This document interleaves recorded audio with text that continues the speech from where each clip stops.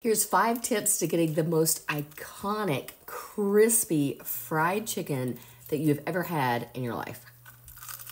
Number 1, you need to season in 3 different stages: the egg wash, the flour, and then after when you take it out. The flour is where I like to load up the spices. I like to use salt, pepper, garlic, onion powder, smoked paprika, regular paprika, and a little bit of Cajun seasoning. And here is the game-changing tip. You want the flour to have time to sit on this chicken for about 10 to 15 minutes. I've even done 20. Pack it in there, fold it into all the nooks and crannies. Letting it sit like this is really going to adhere to the skin of the chicken, and that is going to help make a really crunchy skin. Honestly, that was one of the biggest tips for me that changed my fried chicken game years ago, was when I started letting the chicken just sit in the flour. Number 3, you want your oil at about 330, 340, not any higher. If it's too high, the outside of the chicken is going to start cooking faster than the inside, and it's going to get too brown. You can always check your oil by taking a little piece of skin off, putting it in there, and just seeing how it fries up.